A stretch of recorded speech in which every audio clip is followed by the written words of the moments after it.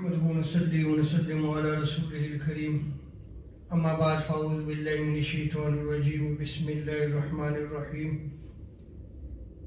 قال الله تبارك وتعالى في القرآن المجيد التائبون العابدون الحامدون السائحون الراكعون الساجدون الآمرون الساجدون الآمرون بالمعروف والناهون عن المنكر والحافظون لحدود الله وبشر المؤمنين صدق اللہ مولانا العظیم۔ اللہ رب العزت کا بے پایان لطف و کرم اور احسان عظیم ہے کہ جس نے ہمیں آج کی بابرکت محفل میں اکٹھے ہونے کی توفیق عطا فرمائی، سب سے بڑھ کر یہ کہ ہمیں دولت ایمان سے بہرہ مند فرمایا۔ رمضان المبارک میں ہم نے یہ موضوع شروع کیا تھا اور یہ سورہ توبہ کی آیت نمبر 112 ہے۔ اس میں اللہ تبارک و تعالی نے ایسے خوش نصیب لوگوں کی 9 عادات 9 خصلتوں کو بیان کیا ہے کہ وہ بندہ مومن جس کے اندر یہ 9 صفات 9 خصلتیں 9 عادتیں ہوں گی۔ تو حضرت عبداللہ ابن عباس اللہ تعالی عنہ فرماتے ہیں کہ جو آدمی ان 9 صفات پہ ساری زندگی قائم رہا اور اسی حالت میں مرا تو وہ اللہ تبارک و تعالیٰ کے راستے میں قربان ہوا، یعنی وہ درجہ شہادت کو پائے گا۔ اور بنی اسرائیل کو بھی اللہ تبارک و تعالیٰ نے جو جنت کا راستہ بتایا وہ یہی 9 خصلتیں تھیں، یہی 9 عادات تھیں، اور امت کو بھی اللہ تبارک و تعالیٰ نے حکم دیا کہ یہ 9 عادات اختیار کر لو، جنت کا راستہ تمہارے لیے آسان ہے۔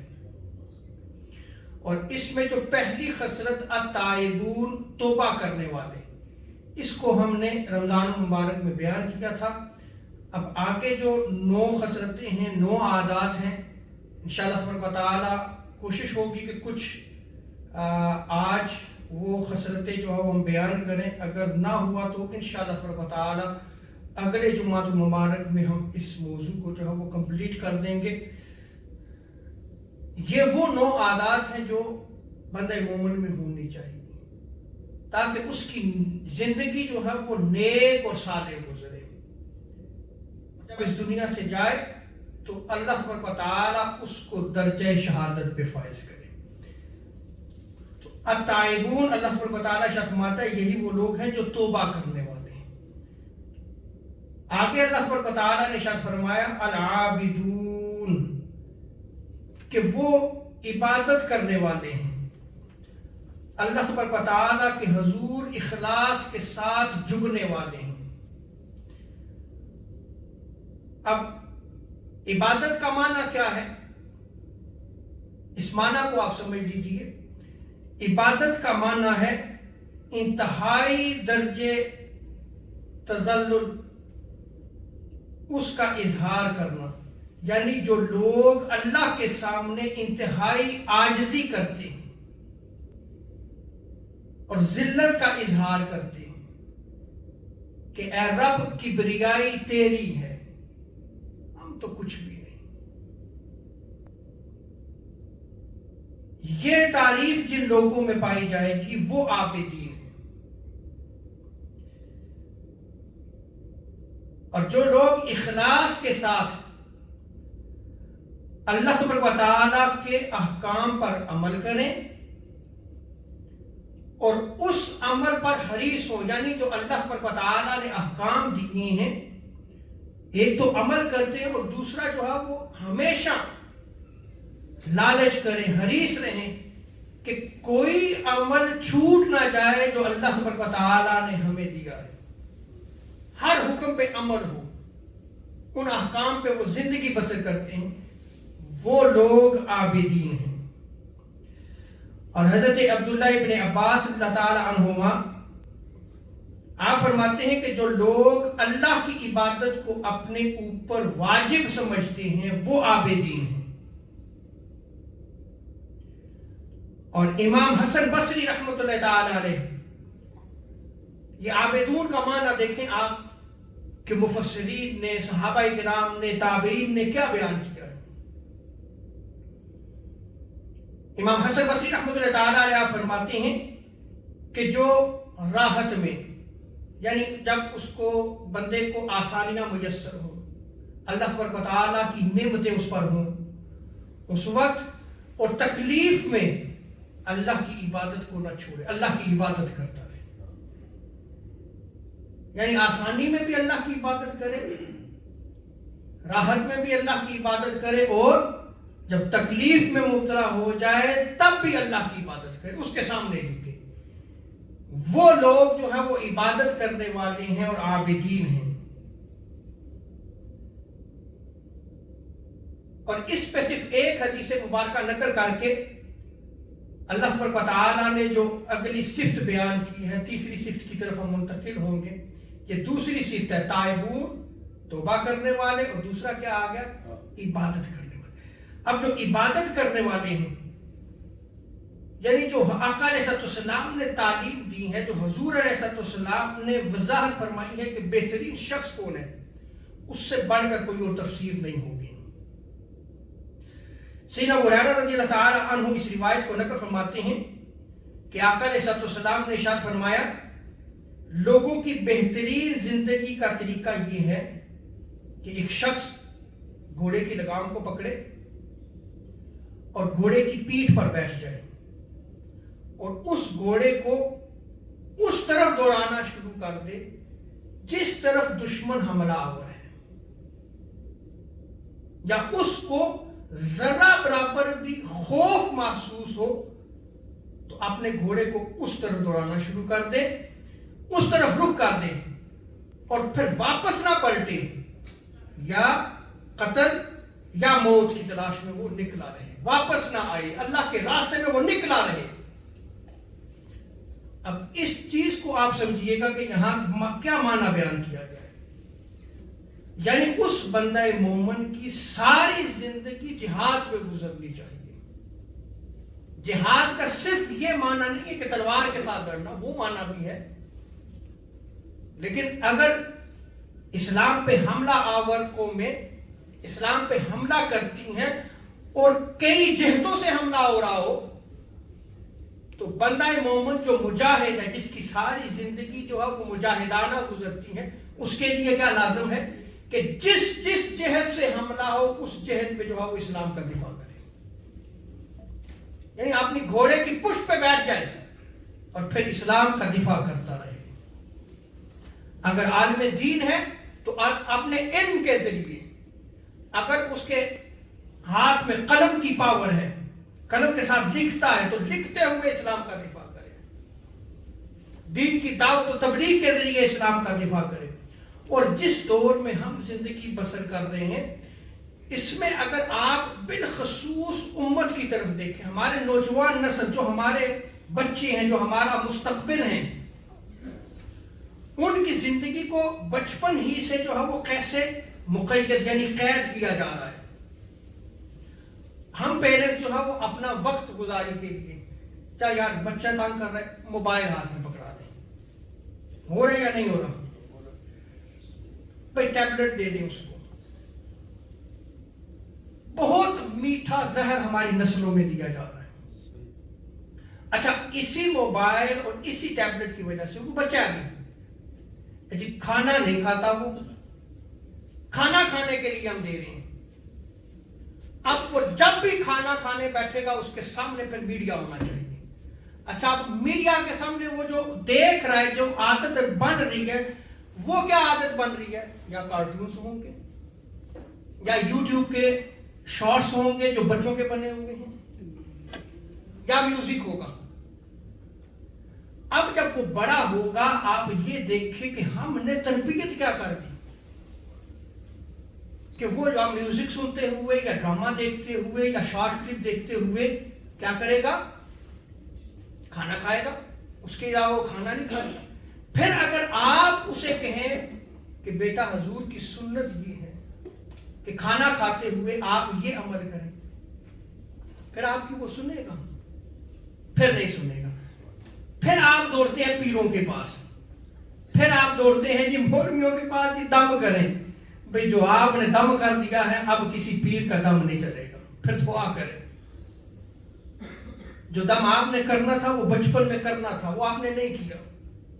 میں آپ کو صرف ایک ایگزامپل دے رہا ہوں، اور یہی ہمارے بچے پھر کالجز میں، یونیورسٹیز میں موبائل یا ٹیبلٹس یا لیپ ٹاپ ان کے ہاتھوں میں ہے، وہ پوری دنیا کو ایک سیکنڈ میں کھنگار رہے ہیں. وہ کیا ایجوکیشن حاصل کر رہے ہیں پیرنٹس کو پتہ ہی نہیں ہے. اور ہم نے ان کو اتنی کھل دے دی ہے، اتنی ڈھیل دے دی ہے کہ وہ موبائل، وہ ٹیبلٹ جو ہے وہ ایک خاص روم مقرر ہونا چاہیے تھا تاکہ ہماری نظر میں رہے کہ بچہ دیکھ کیا رہا ہے. لیکن نہیں، اس کو ہم نے کھلی ڈھیل دے دی، وہ جو مرضی ہو. اور پھر اوپن کرتا کرتا کہاں تک جائے گا آپ کی سوچ بھی نہیں ہے. آپ تو یہ ہے کہ یہ اپنے کمرے میں بیٹھا ہوا ہے، وہ اپنا کام کر رہا ہے. اب ان ٹیبلٹس یا لیپ ٹاپ کے بغیر تو یونی کالجز میں جو ہے اس کے بغیر گزارا بھی، اسکولوں میں بھی یہ سسٹم آ گیا. تو یہ ایک جہاد ہے. اب آپ نے، ہم بطور مسلمان اگر ہم نے اپنی نسل کو قابو کرنا ہے تو کیسے قابو کرنا ہے؟ آپ ٹائم مقرر کریں کہ یہ اسکول کا ورک ہے، یہ روم ہے ہمارے سامنے، کوئی اور جو ہے وہ آپ ویب سائٹ نہیں اوپن کر سکتے. تھوڑا سا آپ ہی سیکھے سکھائیں، اس کی ہسٹری چیک کریں، اس کے موبائل کی ہسٹری چیک کریں آپ کہ آیا واقعتاً یہ اسکول کا ورک تھا یا کچھ اور ورک بھی ہو رہا تھا. پھر اس کی کمپنی کیا ہے، اور جس ملک میں ہم رہتے ہیں باہر سے تو وہ بچے ہمارے زیادہ سیکھ رہے ہیں. تو پھر وہ اسلام کا مجاہد کہاں سے بنے گا؟ ہم کہاں سے اسلام کے مجاہد تیار کریں گے؟ حضور علیہ السلام نے کیا فرمایا؟ بہترین طریقہ یہ ہے کہ اس محاذ پہ اپنے گھوڑے کو لے کے دوڑ پڑے، پشت پہ سوار رہے، یا شہید ہو جائے یا موت ہو جائے، واپس نہ پلٹے. یہ بہترین لوگ ہیں. تو ہم اپنے بچوں کو کیا اس بہترین راستے پہ ڈال رہے ہیں کہ جہاں سے اسلام پہ حملہ ہو تم مجاہد تیار ہو جاؤ. ہمارے بچوں کو تو جو اسلامی ہیروز ہیں ان کا علم نہیں ہے. اشرف مبشرہ کا پوچھ لے، ان کا نہیں پتا. پنجتن پاک کون ہے، خلفائے راشدین کون ہیں، آپ پوچھ لیں جا کے، سوالات ہیں. جن ہیروز نے کچھ ہی عرصے میں اسلام کو پوری دنیا میں پھیلا دیا، اور پھر 1400 سال جن ہیروز نے اس اسلام کا دفاع کیا، اسلام کو آگے پروموٹ کیا، ان ہیروز کو ہم جانتے نہیں. ہمارا حال تو یہ بن چکا ہے. اللہ اکبر. یہ ہے پہلے لوگوں کی بہترین زندگی کا طریقہ. اب دوسرا طریقہ ہے، اور یہ یاد رکھ لیں، یہ جو بہترین طریقہ حضور علیہ السلام نے بیان فرمایا، اس کے علاوہ کوئی اور بہترین طریقہ نہیں ہو سکتا. دوسرا طریقہ کیا ہے؟ دوسرا طریقہ آقا علیہ السلام نے ارشاد فرمایا کہ اس آدمی کی زندگی بہتر ہے جو چند بکریاں لے لے اور کسی پہاڑ پہ چلا جائے، پہاڑوں پہ چلا جائے، جنگلوں میں چلا جائے، کسی وادی میں نکل جائے، وہاں نماز پڑھے، زکوٰۃ ادا کرے، اللہ کی عبادت کرتا رہے حتیٰ کہ اس کو موت آ جائے، اور لوگوں کے کسی معاملے میں بھی بھلائی کے سوا جو ہے وہ دخل نہ دے. بس بھلائی کا معاملہ ہو تو لوگوں کے معاملات میں دخل دے، اس کے علاوہ کسی معاملے میں بھی وہ دخل نہ دے. وہ بہترین ہے. تو دو اشخاص کا بیان کیا ہے، دو طریقوں کا بیان کیا ہے. کیا آج یہ دونوں طریقے، اب ان دونوں طریقوں میں سے ہم کون سا طریقہ لے سکتے ہیں؟ میرا ایک سوال ہے. بھئی پہاڑوں میں جا سکتے ہیں، ہم اپنے واپس ملک نہیں جاتے. تو پہاڑوں میں کیا جانا ہم نے؟ اور پھر سوائے لوگوں کے معاملات ایسے جس میں بھلائی ہو آپ دخل نہیں دے، باقی ساری زندگی انہی بکریوں پہ گزارا ہو، اسی جنگلوں میں اللہ کی عبادت کرتے، اللہ کرتے ہوئے گزر جائے. اب یہ نہیں ہو رہا تو پھر کیا طریقہ اختیار کریں گے؟ پھر آپ یہ طریقہ اختیار کریں گے جو پہلا حضور نے بیان فرمایا ہے، مجاہد بن جائیں، گھوڑے کی پیٹھ پہ سوار ہو جائیں، یعنی ہر وقت کمر بستہ رہیں، اسلام کا دفاع کرتے رہیں. جہاں سے اسلام پہ حملہ ہو رہا ہے وہاں آپ پہنچے. آپ اپنے بچوں کو ایسا تیار کریں کہ وہ جس مرضی فیلڈ میں چلے جائیں لیکن اسلام کے سپاہی ہوں. ان کے اندر حضور علیہ السلام کی سیرت کا پہلو جھلکنا چاہیے، صحابہ کرام کی زندگیوں کا پہلو جھلکنا چاہیے، اسلاف کے طریقے کا پہلو جھلکنا چاہیے. اور یہ کب آئے گا؟ جب ہم خود مجاہد بنیں گے.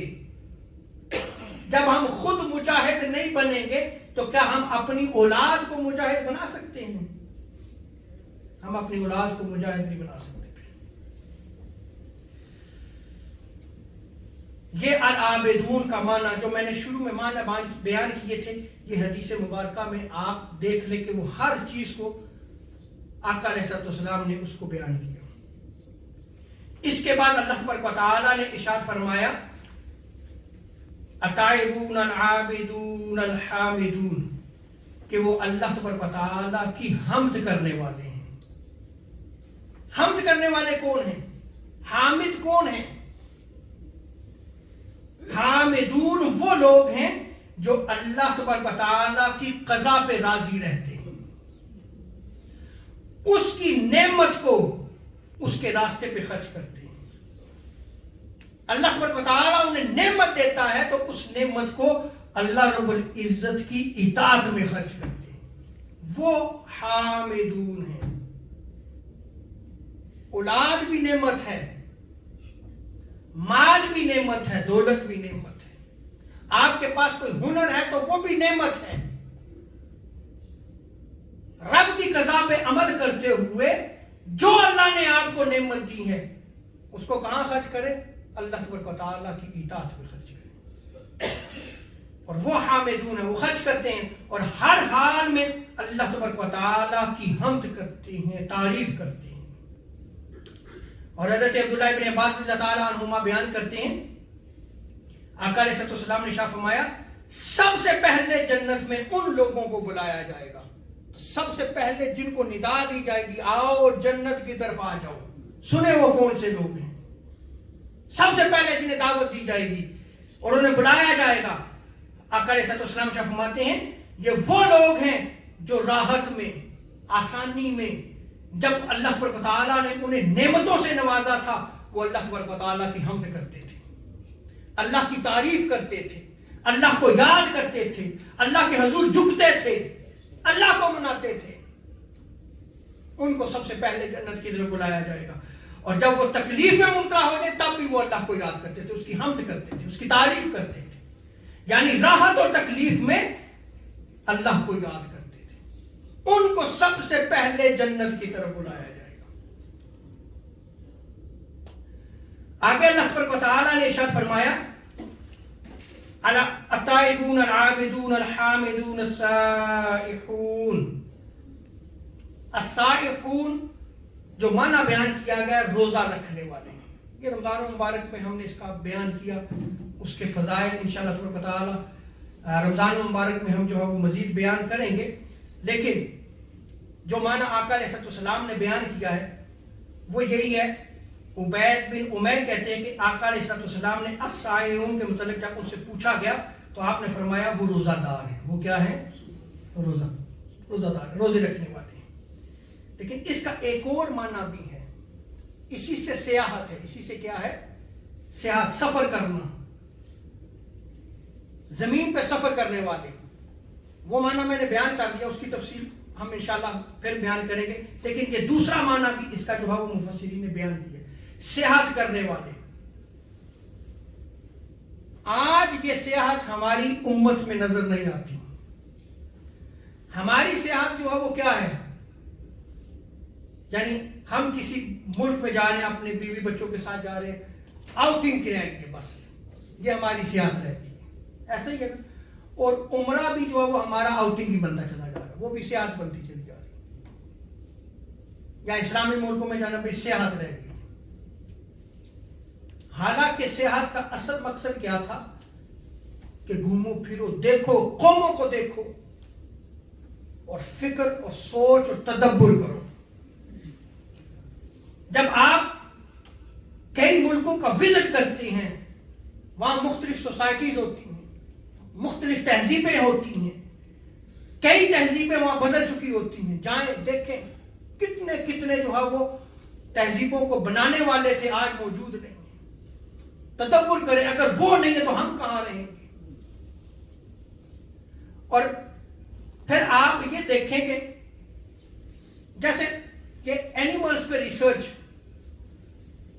اب اس پہ جو موویز آتی ہیں، یہ ویڈیوز بنتی ہیں، اس میں آپ جائیں تو وہ آپ کو صرف جو نیچرز میں جو کچھ ہو رہا ہے وہ بڑی ڈیپلی جاتے ہیں، بڑی ریسرچ اور تحقیق، جانور کیا کرتا ہے کیا نہیں کرتا، ایون پودوں کے حوالے سے بھی ریسرچ آتی ہے. ہم کہتے ہیں دیکھیں یہ لوگ یہ کتنا کام کر رہے ہیں، یہ بھی سیاحت میں آتا ہے، یہ بھی کیا ہے، سیاحت میں آتا ہے. لیکن کیا آپ کو اس چیز کا علم ہے کہ اس سے پہلے مسلمان ریٹن یہ سارا کچھ کر چکے تھے؟ الحیوان کتاب ہے عربی میں، والیومز ہیں اس کے، ہر جانور کی عادات، کتنی دیر وہ فضا میں رہتا ہے، کتنا وہ جو ہے وہ اپنے پروں کو جو ہے وہ ہلاتا ہے، سارا کچھ اس میں تحقیق موجود ہے. لیکن مسلمان پیچھے رہ گیا، انہوں نے اسی ریسرچ کو جو ہے وہ آگے ٹی وی پہ لے آئے، اسی کو لے کے چل رہے ہیں اور مزید کر رہے ہیں، مزید آگے جا رہے ہیں، زمینوں پہ جا رہے ہیں. ہمارا کیا ہے؟ کھانا پینا سونا، یا اللہ نے توفیق دی تو عبادت کر لی، بس. اس کے علاوہ جو وہ ہمارے پاس کچھ بھی نہیں بچا. کیا بچا ہے ہمارے پاس؟ اسی لیے حضرت ابو امامہ رضی اللہ تعالیٰ عنہ بیان کرتے ہیں، ایک شخص بارگاہ مصطفیٰ صلی اللہ علیہ وسلم میں حاضر ہوا، عرض کی مجھے سیاحت کی اجازت دیجیے، یعنی میں دنیا پھرنا چاہتا ہوں، سیاحت کی اجازت دیجیے. تو سنے حضور علیہ السلام نے کیا ارشاد فرمایا؟ فرمایا میری امت کی سیاحت اللہ تبارک و تعالیٰ کے راستے میں جہاد کرنا ہے، کہ سیاحت بھی کرو تو مجاہد بن جاؤ، سیاحت کر رہے ہو تو پھر بھی اسلام کو پروموٹ کرنے والے بن جاؤ، اسلام کے پیغمبر بن جاؤ، میسنجر بن جاؤ اسلام کے، اسلام کو لے کے جاؤ، غور کرو، فکر کرو، تدبر کرو. اب یہ ساری چیزیں، یہ 9 صفات میں آپ کے سامنے بیان کر رہا ہوں، آج میں اسی پہ ختم کرتا ہوں، کیونکہ اگلی جو صفات ہیں وہ انشاءاللہ تعالیٰ میں اگلے جمعے پہ اس موضوع کو کمپلیٹ کر دوں گا. لیکن یہ 9 صفات جو بندہ مومن اختیار کرتا ہے، ساری زندگی اسی پہ عمل کرتا ہے، اسی پہ جو ہے وہ موت واقع ہو جاتی ہے، اس کو اللہ تبارک و تعالیٰ درجہ شہادت دیتا ہے، درجہ شہادت دیتا ہے. اور جن صفات کو ہم نے کمپلیٹ کر لیا ہے، پہلی ہے توبہ کرنے والا، دوسرا ہے عبادت کرنے والا، تیسرا ہے حمد کرنے والا، اور چوتھا ہے روزہ دار، روزہ رکھنے والے یا صحت کرنے والے. اور السائحون کا ایک اور معنی بھی مفسرین نے بیان کیا ہے کہ دین کے علم کو حاصل کرنے والے طلاب، اسٹوڈنٹس، طالب علم، وہ بھی السائحون میں آتے ہیں. تو آپ ساری کیٹیگریز دیکھیں. آج امت جو ہے یہ جہاں تک ہم پہنچے ہیں، کیا عمل کر لیا، یہ صفات اپنے اندر پیدا کر لی. اور ہمارا حال یہ ہو چکا ہے کہ ہم تو جنت کے ٹھیکیدار بن گئے ہیں، جس کو چاہے جنت سے نکال دیں اور جس کو چاہے جنت میں داخل کر دیں. ہم نے رجسٹر رکھ لی. اللہ تبارک و تعالی ہمیں قرآن کے ساتھ محبت عطا فرمائے، قرآن کا جو میسج ہے اس کو سمجھنے کی توفیق عطا فرمائے، اور اس کے ساتھ تمسک عطا فرمائے. اللہ تبارک و تعالی ہماری دین میں بھی بہتری فرمائے اور آخرت بھی بہتری فرمائے. وما علینا